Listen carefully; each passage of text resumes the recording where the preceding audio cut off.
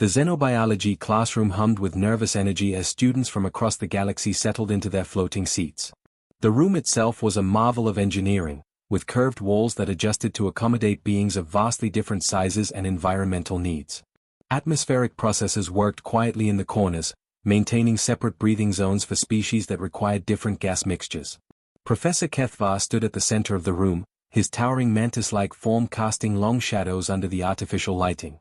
His compound eyes scanned the diverse group of students while his 6 arms gestured gracefully as he spoke. The translation devices embedded in the walls converted his clicking mandible sounds into words each species could understand.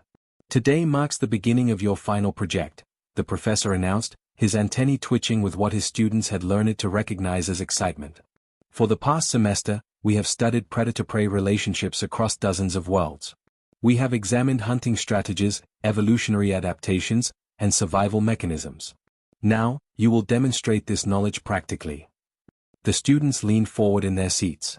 Final projects at the Galactic Academy were legendary, often involving real specimens and dangerous demonstrations.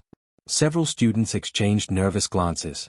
"Each of you will present your homeworld's apex predator," Professor Kethvar continued.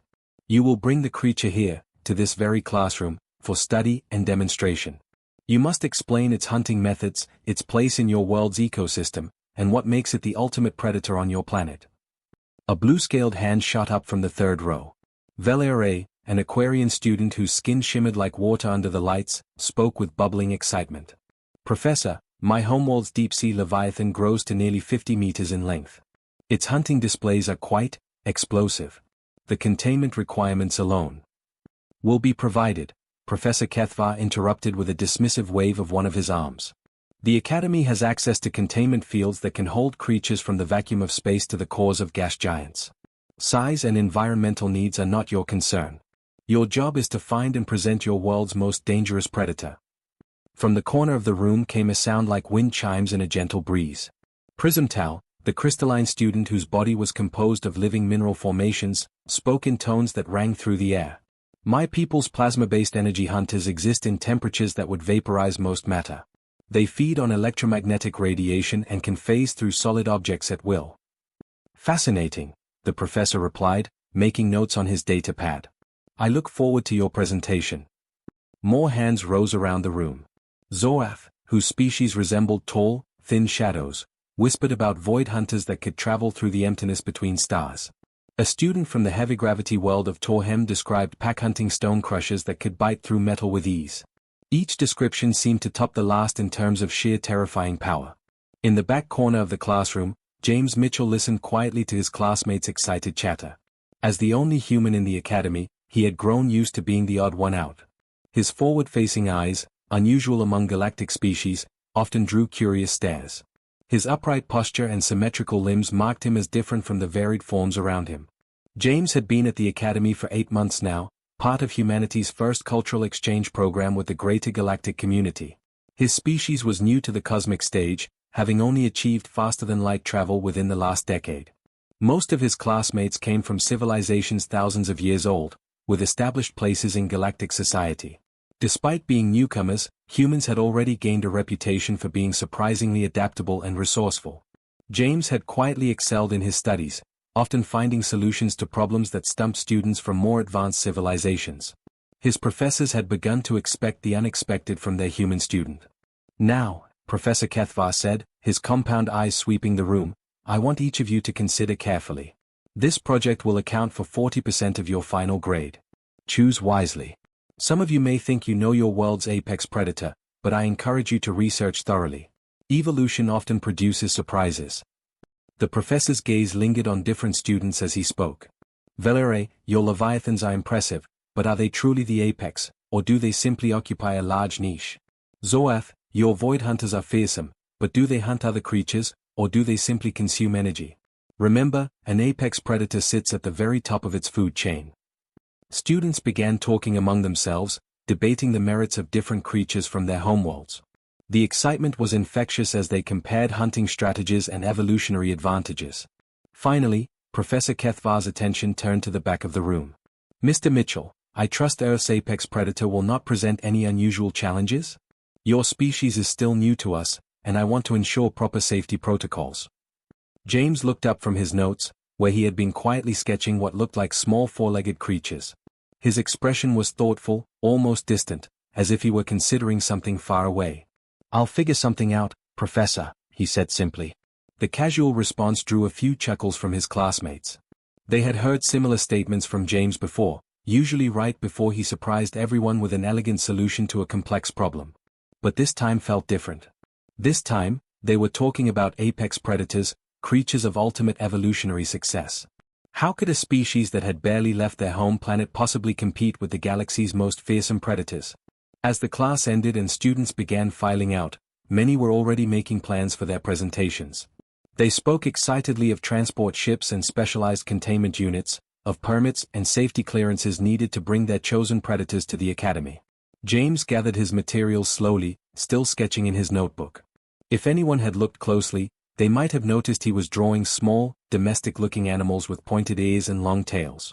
But his classmates were too busy with their own grand plans to pay attention to the quiet human and his simple sketches. 3 weeks had passed since Professor HFY assigned the Apex Predator project, and the Academy's main amphitheater buzzed with activity.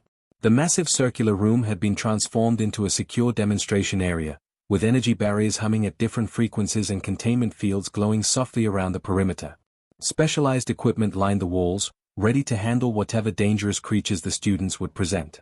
The amphitheater could hold over 1,000 beings, but today only the xenobiology class was present, along with several faculty members who had come to observe what promised to be an impressive display of galactic biodiversity. Safety personnel stood at strategic points around the room, their equipment ready for any emergency.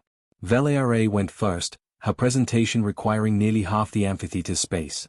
A massive cylindrical tank dominated the center stage, filled with dark, artificial seawater that had been specially formulated to match the conditions of her homeworld's deepest oceans. The tank was easily 20 meters tall and 10 meters across, its reinforced walls glowing with containment fields. Something moved in the depths of the tank. At first, it appeared as just a shadow, but as it rose toward the surface, its true size became apparent. The creature was enormous, with a body that seemed to stretch endlessly through the water. Bioluminescent patches along its sides pulsed in hypnotic patterns, creating light shows that made several students shield their eyes. "The deep leviathan of Aquarius Prime," Valera announced proudly, her voice carrying clearly through the amphitheater's sound system. "It hunts in the deepest trenches of our world's oceans, using bioluminescent lures to attract prey before striking with tentacles that can crush submarine hulls." As if responding to her words, the creature extended one of its massive tentacles. The appendage was longer than most beings were tall, covered in suction cups that could grip with the force of industrial machinery. The demonstration of its feeding behavior, performed on specially prepared metal targets, drew impressed clicks and whistles from the audience. Professor HFY made detailed notes on his datapad, his compound eyes reflecting his fascination. "Excellent specimen, Valera. The evolutionary adaptations for deep ocean hunting are remarkable." The next presentation came from Zorath, whose Void Hunter required an entirely different type of containment. The creature existed partially outside normal spacetime, requiring a specialized field that bent light around its edges and created a disturbing visual effect that hurt to look at directly. The Void Hunter appeared as a shifting shadow that seemed to eat light itself. During its feeding demonstration, it phased through the molecular structure of metal targets, consuming them at an atomic level. The sight of solid matter simply disappearing into nothingness made even the faculty members step back respectfully. "Fascinating predation method," Professor HFY murmured. "Complete molecular disintegration." Student after student presented increasingly impressive and terrifying creatures. Prismtal's plasma-based energy hunter required temperatures that made the air shimmer with heat waves, while its hunting display involved converting matter directly into energy. A student from the hive world of Krikstar brought a swarm mind creature that could split into hundreds of smaller hunters, each one capable of independent thought while maintaining connection to the collective consciousness. The heavy world student presented stone crushers that moved with surprising speed despite their massive size, their demonstration involving the casual destruction of reinforced barriers that were designed to stop military-grade weapons. Another student brought a psychic parasite that could control minds, its demonstration performed safely on volunteer test subjects who had their memories carefully shielded. Each presentation was more impressive than the last. The creatures displayed were clearly the products of millions of years of evolutionary refinement, perfectly adapted to their roles as ultimate predators in their respective environments. The faculty members took extensive notes, clearly impressed by the diversity and sophistication of the specimens. As the presentations continued, attention began to turn toward the back of the amphitheater where James Mitchell sat quietly. Unlike his classmates, who had arrived with massive transport containers, specialized handling equipment, and teams of assistants, James had brought only a single, simple carrying case that sat beside his chair. The case was unremarkable in every way. It was small, made of basic plastic materials, with simple metal latches and a mesh window on one side. Compared to the massive containment systems and specialized transport pods that had brought the other creatures, it looked almost comically inadequate. Students began to whisper among themselves, casting glances at the human and his modest container. After witnessing void hunters and deep-sea leviathans, creatures that required massive resources and specialized facilities just to transport safely, what could possibly fit in such a small, simple case? Some students exchanged knowing looks. The great mystery of humanity was about to be solved, and judging by the size of the human's container, it was going to be disappointingly mundane.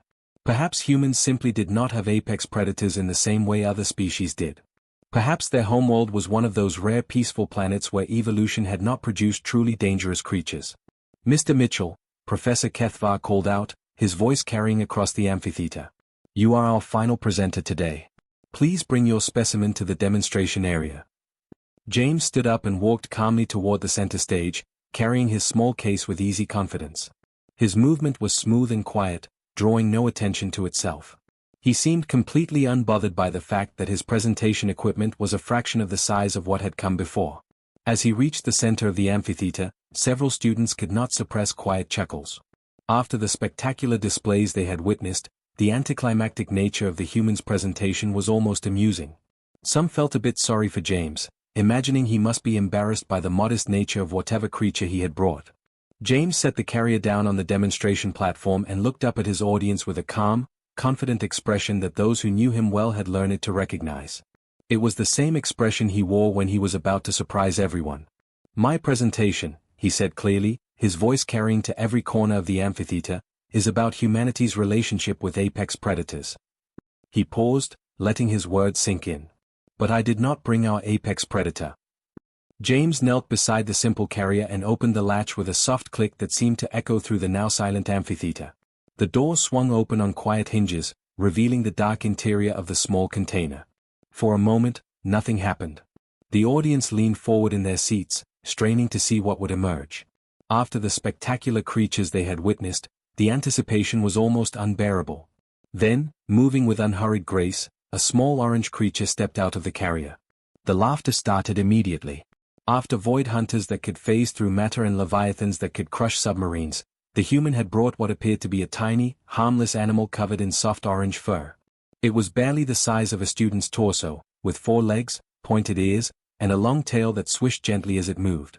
The creature looked around the amphitheater with bright green eyes, showing no fear or concern despite being surrounded by hundreds of alien beings. It sat down calmly, curled its tail around its paws, and began cleaning itself with a small pink tongue. This, James said, his voice cutting through the scattered laughter, is Mr. Whiskers. More laughter rippled through the audience. Even Professor Kethvar's antennae drooped slightly in what might have been disappointment. After the build-up, after weeks of anticipation about humanity's mysterious apex predator, this was the result. The creature continued its grooming routine, completely unbothered by the attention. It licked its paw and used it to wash behind one ear, then repeated the process with mechanical precision. To the alien observers, it appeared to be nothing more than a small, decorative animal, perhaps kept as a companion rather than for any practical purpose. James waited patiently for the laughter to die down. When the amphitheater grew quiet again, he spoke with the same calm confidence he had shown throughout his time at the academy. Everyone here has shown their homeworld's apex predators, he said, gesturing toward the impressive containment systems that still held the other creatures. Magnificent beings that sit at the very top of their food chains. Creatures that other animals fear and avoid. He looked down at Mr. Whiskers, who had finished cleaning his paw and was now examining his surroundings with casual interest. This is not our apex predator, James continued. This is something much more interesting. James pulled a small device from his pocket, no bigger than his thumb. He pressed a button, and a tiny red dot of light appeared on the floor near the orange creature. What happened next made several students instinctively push back in their chairs. Mr. Whiskers underwent an immediate and dramatic transformation. His pupils, which had been normal-sized green circles, expanded to completely black discs in a fraction of a second. The change was so fast it seemed impossible, violating what most species knew about biological response times. His entire body coiled like a spring, every muscle suddenly tense and ready. His head turned to track the red dot with mechanical precision, moving in tiny increments that followed the light's path exactly. When James moved the laser pointer, the creature followed with fluid, absolutely silent movement that seemed to defy the basic physics of locomotion. The silence in the room was complete. Students who had been laughing moments before now watched with growing unease as the small creature moved like a living weapon across the demonstration platform. His pupils can adjust from pinprick to full dilation faster than most of your visual systems can track, James explained conversationally, as if he were discussing the weather rather than demonstrating a predatory response. Most species here have fixed pupils, correct? His can change size in milliseconds to adapt to any lighting condition. Mr. Whiskers suddenly pounced. His body became a blur of controlled violence, launching through the air with perfect accuracy. He landed exactly where the red dot had been, his paws positioned with surgical precision, claws extended to grip whatever prey he had expected to find there.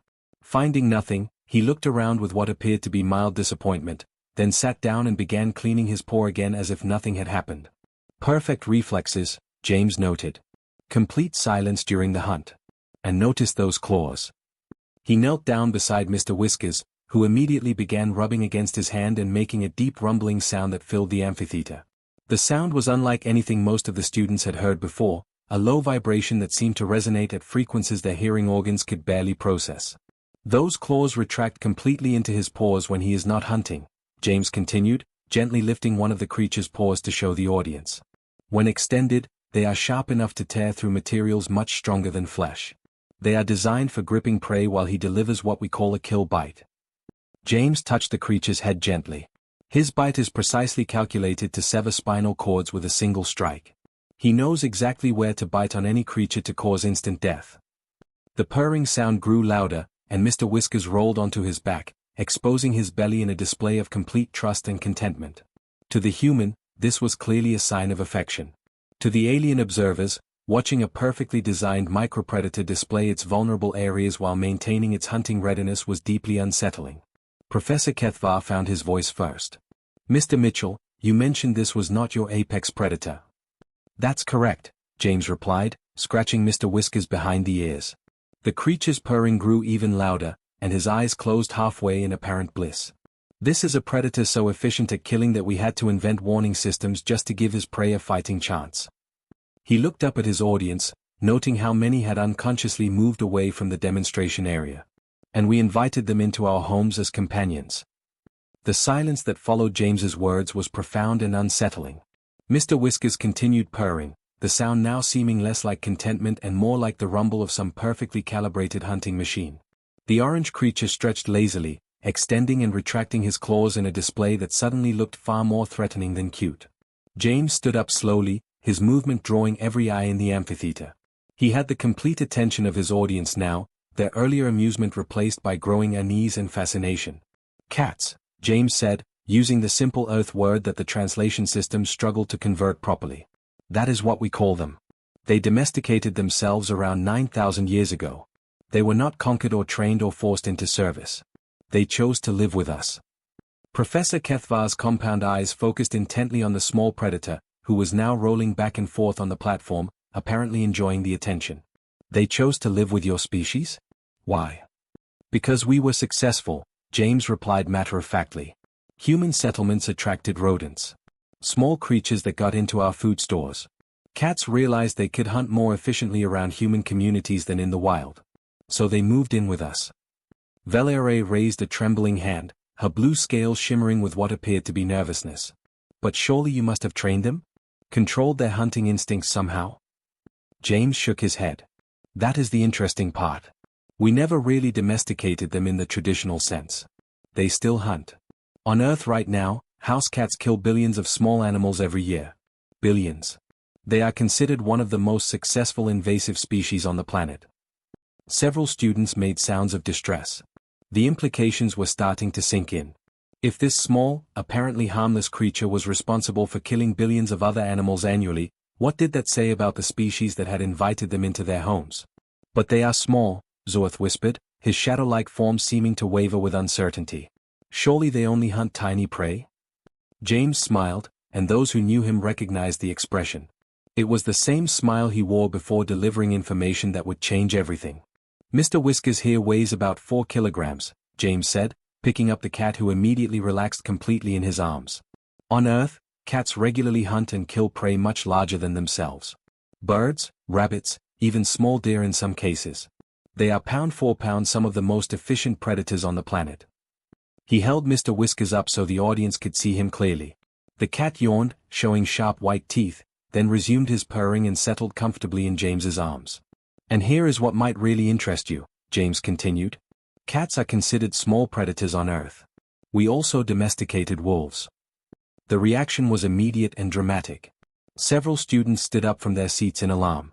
Wolves were known throughout the galaxy as pack hunters, apex predators that existed on dozens of worlds. The idea of domesticating such creatures was almost incomprehensible. We call them dogs now, James said calmly, apparently unaware of the panic he was causing. They come in hundreds of different varieties. Some are tiny, smaller than cats, bred purely for companionship. Others are massive working animals that can take down threats much larger than themselves. But they all started as wolves. Pack hunters that we convinced to accept humans as their pack leaders. Prismtal's crystalline form chimed with distress frequencies. Your species forms alliances with pack hunters.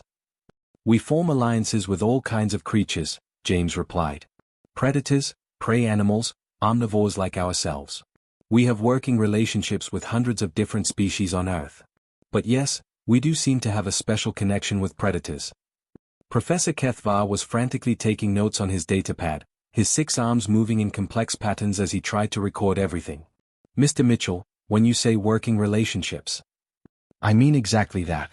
Cats control pest populations around our homes and cities. Dogs help us hunt, guard our property, find lost people, detect dangerous substances, assist disabled individuals, and provide companionship. We have birds of prey that help us hunt, and we even work with marine mammals in some coastal areas. The professor's antennae twitched rapidly. And these creatures voluntarily entered into these relationships. Most of them, yes. Evolution on Earth seems to have produced many species that benefit from cooperation with humans. We provide food, shelter, and protection.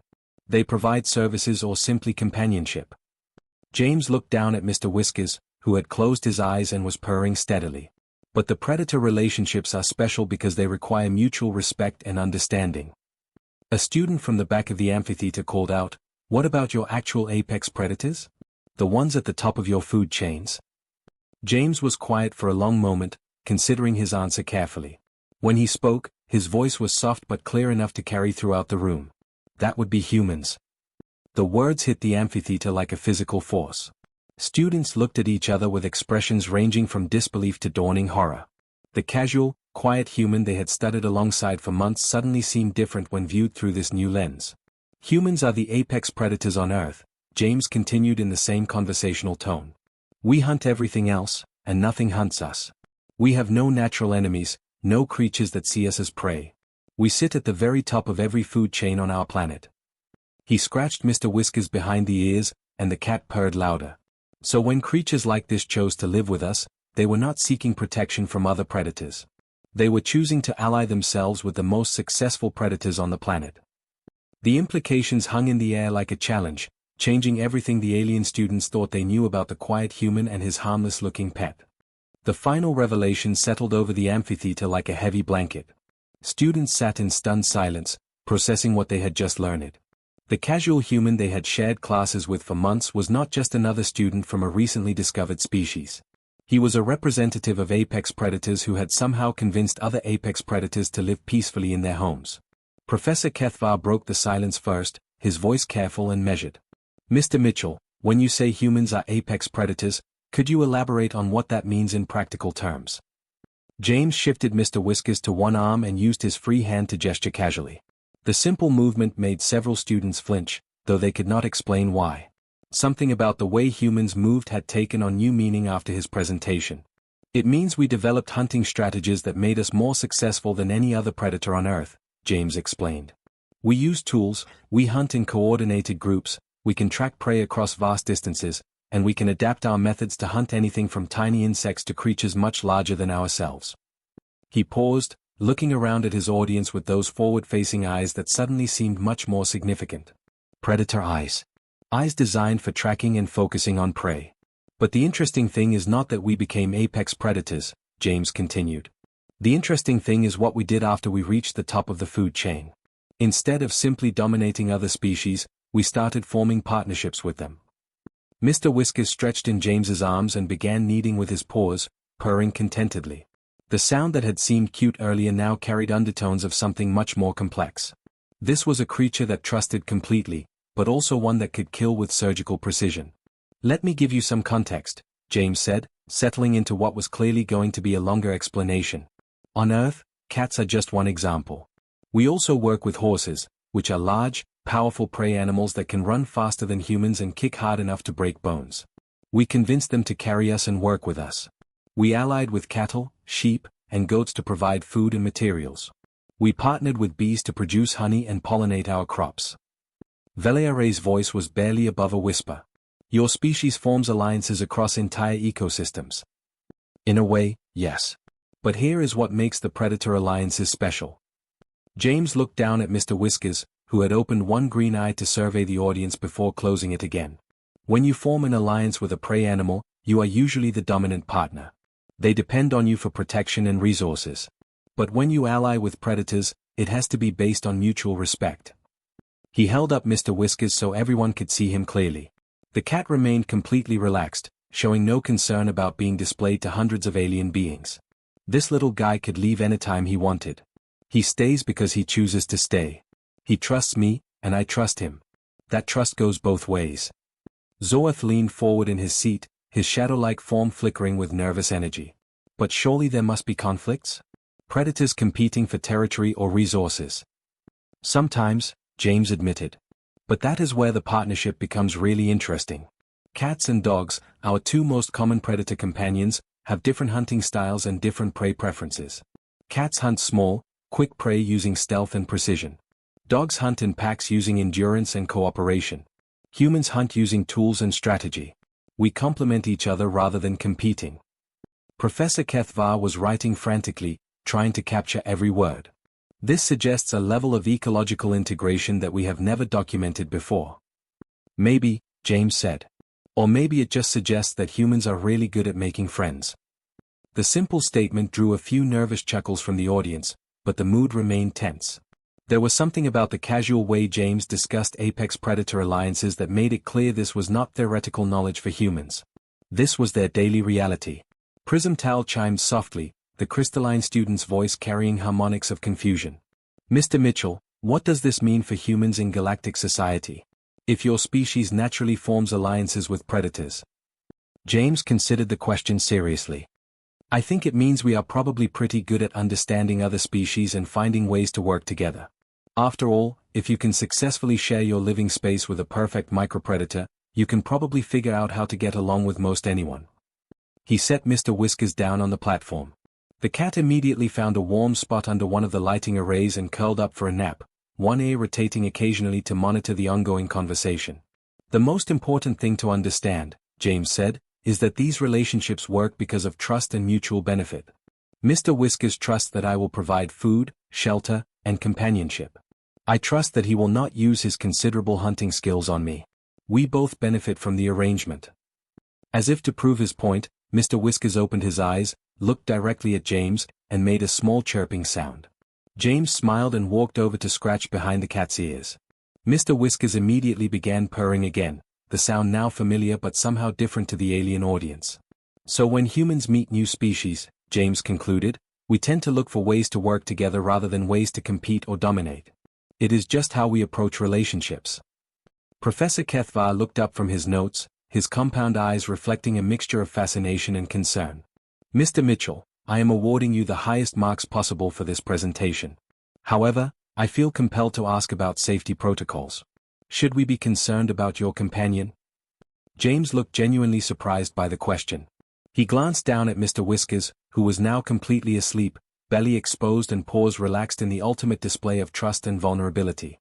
Professor, he is completely harmless, James said with obvious affection. He likes chin scratches, warm sunny spots, and watching small moving objects. He is probably the safest creature in this room. But you described him as a perfect killing machine. James smiled, the expression now carrying new weight for his audience. Sure, but he is my perfect killing machine. And I am his favorite human. That makes all the difference. As the class began to disperse, students gave James and Mr. Whiskers a noticeably wider berth than usual. Conversations buzzed with nervous energy as they discussed what they had learned. Professor Kethvar remained behind, watching as James carefully coaxed the sleepy cat back into the simple carrier. Mr. Mitchell, the professor said quietly, I will be recommending you for advanced xenobiology studies. Thank you, Professor. I will also be suggesting that the Academy develop new protocols for interaction with human students and their companions. James paused at the amphitheater exit, Mr. Whiskers peering sleepily through the carrier's mesh window. Professor, if it helps, humans have been living safely with predators for thousands of years. We are pretty good at keeping everyone happy. After James left, Professor Kethvar remained alone in the amphitheater for several minutes, making final notes.